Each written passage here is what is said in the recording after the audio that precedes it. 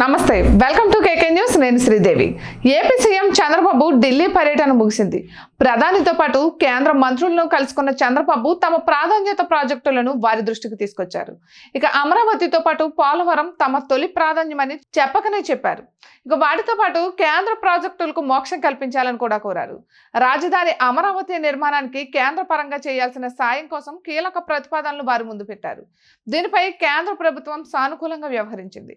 చంద్రబాబు ప్రతిపాదనలకు ఆమోద ముద్ర వేసినట్లు తెలుస్తోంది. అందులో భాగంగా కొన్ని ప్రాజెక్టులకు గ్రీన్ సిగ్నల్ ఇచ్చినట్లు సమాచారం. అయితే ఈ కేంద్ర ప్రాజెక్టులకు అమరావతి రాజధాని నిర్మాణంలోవి కావడం విశేషం. ఇక సీఎంగా చంద్రబాబు బాధ్యతలు తీసుకున్న తర్వాత అమరావతి రాజధాని నిర్మాణంపై దృష్టి పెట్టారు. గత 5 సంవత్సరాలుగా వైసీపీ ఏలుబడిలో అమరావతి పూర్తి నిర్వీర్యమైంది. గతంలో టీడీపీ ప్రభుత్వం చేపట్టిన నిర్మాణాలపై అధికారులు ప్రతిపాదనలు ఇచ్చారు. ఆ ప్రతిపాదనలే కేంద్ర పెద్దలకు నివేదించారు చంద్రబాబు.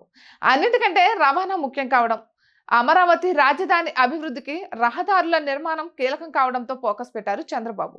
ఇక కేంద్ర రవాణా శాఖ మంత్రి నితీష్ గడ్కరీతో భేటీ అయిన చంద్రబాబు అమరావతితో పాటు రాష్ట్రంలో చేపట్టాల్సిన రోడ్డు నిర్మాణాలపై ప్రతిపాదించారు. Amaravati outer inner ring road తో పాటు విజయవాడలోని కీలక ప్రాంతాలను కలిపి తూర్పు బైపాస్ నిర్మాణం చేపట్టాలని చంద్రబాబు కోరారు. ఇక ఈ విన్నపానికి గడ్కరీ సానుకూలంగా స్పందించారు. రాజధాని అమరావతిలో కీలకం ఔటర్ రింగ్ రోడ్ నిర్మాణం.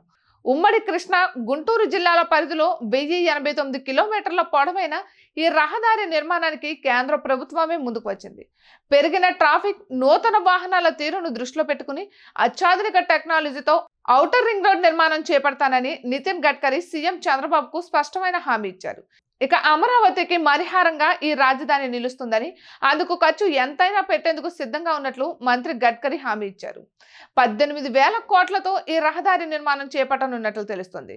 ఇక మరోవైపు ఏపీ వ్యాప్తంగా ఉన్న 3,700 కిలోమీటర్ల రాష్ట్ర రహదారులను కూడా జాతీయ రహదారులుగా గుర్తించాలన్న చంద్రబాబు ప్రతిపాదనకు గడ్కరీ సానుకూలంగా స్పందించారు.